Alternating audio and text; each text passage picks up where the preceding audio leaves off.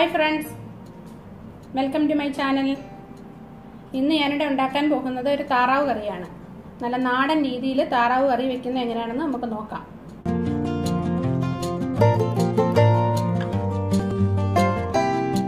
അതിനായി ഞാനിവിടെ 2 കിലോ താറാവ് ഇറച്ചി എടുത്തിട്ടുണ്ട്. സ്കിന്നോട് കൂടിയാണ് ഞാൻ എടുത്തിരിക്കുന്നത്.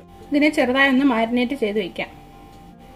അതിനായി ഞാൻ 1/2 സ്പൂൺ മഞ്ഞൾപ്പൊടി, കുറച്ച് ഉപ്പ്, ഒരു 1/4 സ്പൂൺ കുരുമുളക് പൊടി ഇത് ചേർത്ത് നന്നായി മിക്സ് ചെയ്ത് വെക്കാം. ഇത് മിക്സ് ചെയ്തെടുത്തിട്ടുണ്ട്. ഇത് നമുക്കൊരു സൈഡിലേക്ക് മാറ്റി വയ്ക്കാം. ഇനി സ്റ്റൗ കത്തിച്ച് വലിയൊരു പാൻ വെച്ച് അതിലേക്ക് ഓയിൽ ഒഴിച്ചു കൊടുക്കാം. ഓയിൽ ചൂടാകുമ്പോൾ കുറച്ച് കടുക് ഇട്ട് കൊടുക്കാം. കടുക് പൊട്ടി വന്നിട്ടുണ്ട്. അതിലേക്ക് തേങ്ങ കൊത്തിട്ട് കൊടുക്കാം.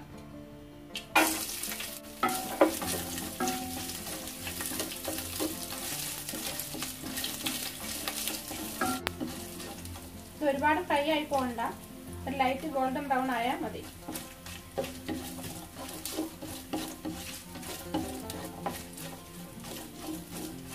ഇതൊന്ന് ഫ്രൈ ആയി വന്നിട്ടുണ്ട്. ഇതിലേക്ക് ചതച്ച് വെച്ചിരിക്കുന്ന ഇഞ്ചി വെളുത്തുള്ളി ചേർത്ത് കൊടുക്കാം. ഇഞ്ചിയും വെളുത്തുള്ളി ഇച്ചിരി കൂടുതൽ ചേർക്കണം. അതിന് പേസ്റ്റ് ആക്കണ്ട, ചതച്ചെടുത്താൽ മതി.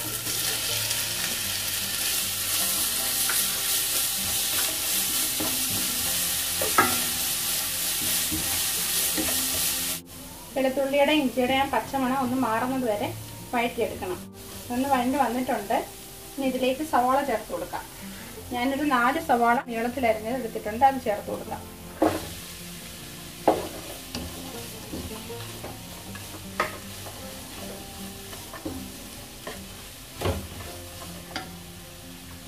ഇതിലേക്ക് കുറച്ച് ഉപ്പ് കൂടെ ഇട്ട് കൊടുക്കാം. വേഗം ഒന്ന് സോഫ്റ്റ് ആയി കിട്ടും.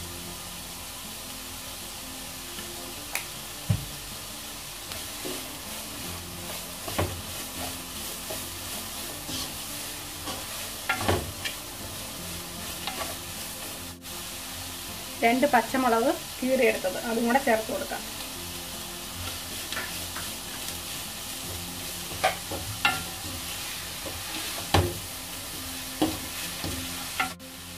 കറിവേപ്പിലയും കൂടെ ചേർത്ത് കൊടുക്കാം.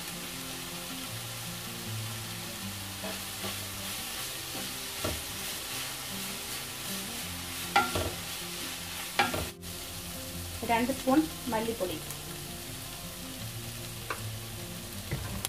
ഇത് നന്നായി മിക്സ് ചെയ്ത് ഇതിന്റെ പച്ചമണം ഒന്ന് മാറുന്നത് വരെ ഇളക്കാം.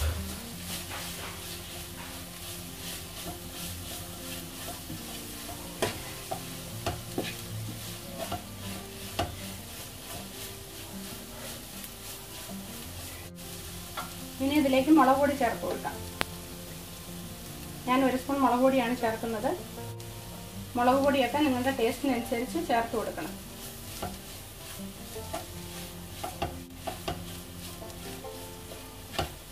ഞാനിത് മീഡിയം സ്പൈസി ആയിട്ടാണ് ചെയ്യുന്നത്.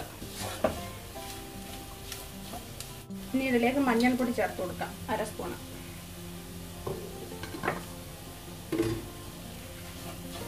നന്നായി വഴറ്റിയെടുക്കാം.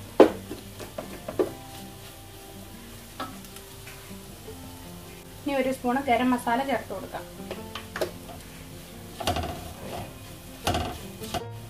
1/2 സ്പൂൺ പെരുംജീരകത്തിന്റെ പൊടിയും ചേർക്കാം.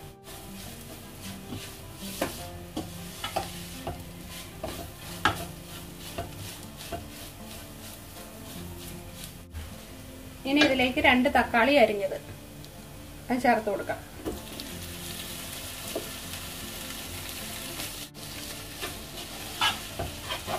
നന്നായി മിക്സ് ചെയ്ത് തക്കാളി ഈ മസാലയായിട്ട് യോജിക്കുന്നത് വരെ ഇളക്കി കൊടുക്കാം. ഇതൊരു 2 മിനിറ്റ് ഒന്ന് അടച്ചു വയ്ക്കാം.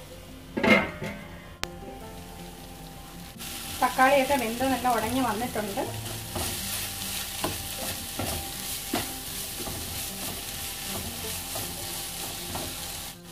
ഇതിലേക്ക് താറാവ് ഇട്ട് കൊടുക്കാം.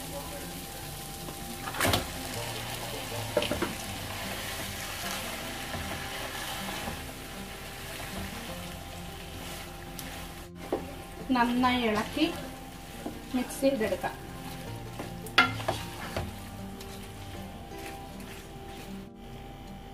നന്നായി മിക്സായി വന്നിട്ടുണ്ട്. ഇനി ഇത് കുറച്ച് സമയം അടച്ചു വയ്ക്കാം. അരപ്പുമായിട്ടൊന്ന് മിക്സായി ആ താറാവിലുള്ള വെള്ളമൊക്കെ ഒന്ന് ഇറങ്ങി വന്നിട്ടുണ്ട്. ഇനി ഇത് വേവാൻ ആവശ്യമുള്ള വെള്ളം ഒഴിച്ചു കൊടുക്കാം.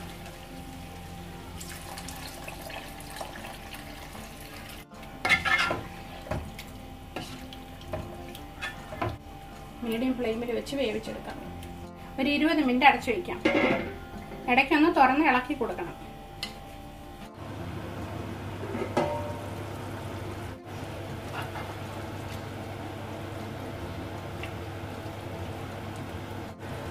വീണ്ടും ഒരു 15 മിനിറ്റും കൂടെ അടച്ചു വെച്ച് നമുക്ക് വേവിക്കാം.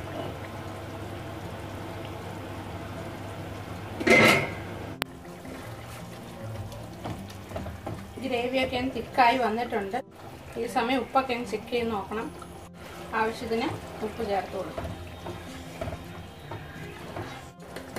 കുറച്ച് കുരുമുളക് പൊടിയും കൂടെ ചേർത്ത് കൊടുക്കാം.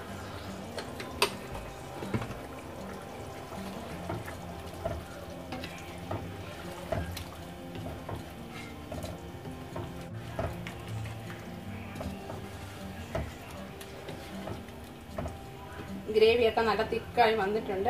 കഷ്ണമൊക്കെ വെന്ത് പാകത്തിനായിട്ടുണ്ട്. എനിക്കൊരു 30 മിനിറ്റ് എടുത്ത് ഇത് വെന്ത് കിട്ടാൻ. ഇത് കുക്കറിൽ വെച്ചാൽ പെട്ടെന്ന് വെന്ത് കിട്ടും. പക്ഷെ കുക്കറിൽ വെക്കുന്നതിനേക്കാളും ടേസ്റ്റ് പാനിൽ വെക്കുന്നതാണ്. ഇനി ഫ്ലെയിം ഓഫ് ചെയ്യാം. താറാവ് കറിയുടെ റെഡി ആയിട്ടുണ്ട്. ചൂടോടുകൂടി സെർവ് ചെയ്യാം.